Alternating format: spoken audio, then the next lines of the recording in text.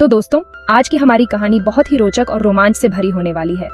इसमें हम देखेंगे कि कैसे एक आदमी रिश्तों की हदें पार करके एक खतरनाक खेल खेलता है, जिसका अंजाम बेहद चौंकाने वाला होता है। कहानी की शुरुआत होती है कृष्ण नाम के एक नौजवान से, जो एक प्रोफेशनल टेनिस प्लेयर हुआ करता था। लेकिन किसी वजह से उसने खेल छोड़ दिया और अब एक समुद्र तट बीच पर इंस्ट्रक्टर की नौकरी करने लगा। यहीं पर उसकी मुलाकात टॉम नाम के एक अमीर युवक से होती है। धीरे धीरे दोनों के बीच अच्छी दोस्ती हो जाती है और टॉम कृष को अपने घर पर बुलाता है। टॉम के घर पहुंचने पर कृष की मुलाकात उसकी बहन कोई से होती है। पहली ही नजर में कोई कृष की सादगी और आकर्षण पर मोहित हो जाती है।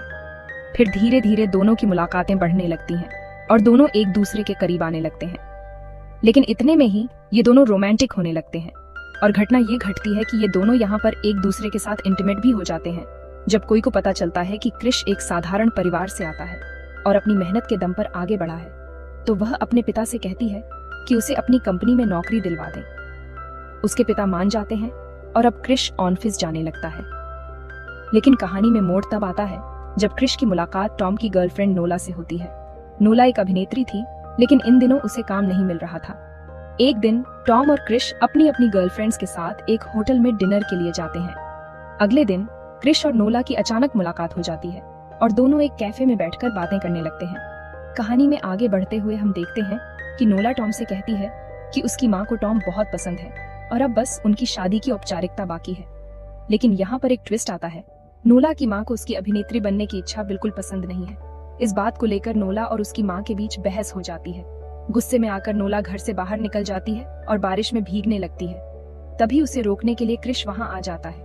वह नोला को समझाने की कोशिश करता है, उसे सांत्वना देता है, लेकिन इसी बीच दोनों के बीच नजदीकियां बढ़ जाती हैं। हालात ऐसे बनते हैं कि दोनों भावनाओं में बहकर एक दूसरे के बेहद करीब आ जाते हैं। लेकिन इस घटना के बाद से नोला कृष से दूरी बनाने लगती है। जब कृष नोला से बात करने की कोशिश करता है तो वह साफ कह देती है कि वे दोनों पहले से ही किसी और के साथ रिश्ते में हैं और उस रात जो हुआ वह सिर्फ एक गलती थी।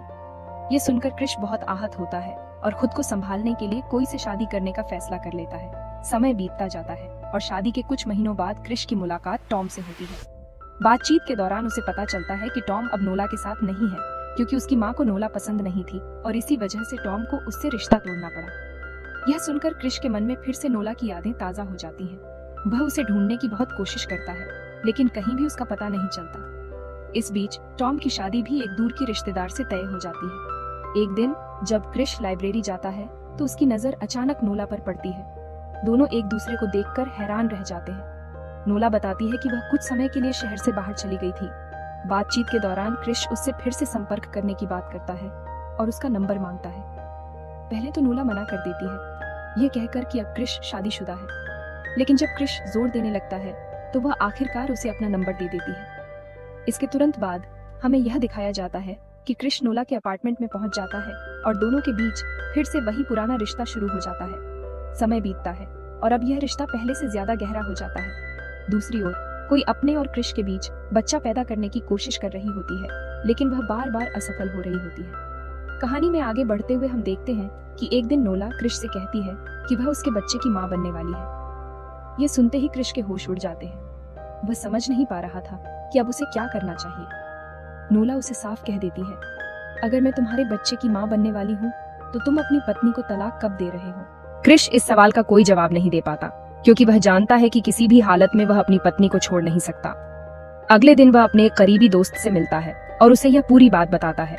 उसका दोस्त उसे समझाता है, तुम्हें इस रिश्ते को यहीं खत्म करना होगा।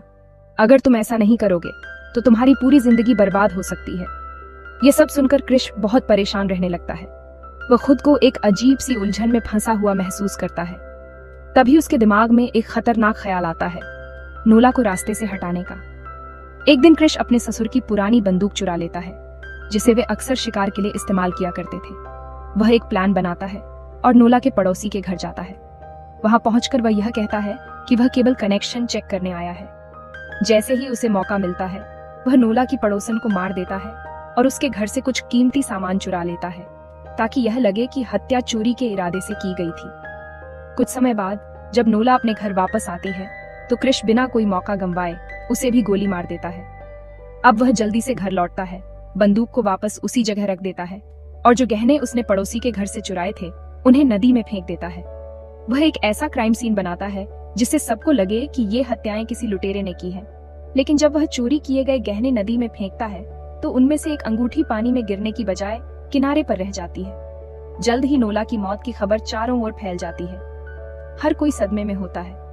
पुलिस जब जांच शुरू करती है तो उन्हें यही लगता है कि यह हत्या लूटपाट के दौरान हुई थी, लेकिन एक पुलिस अफसर को शक होता है कि इसमें कुछ गड़बड़ है।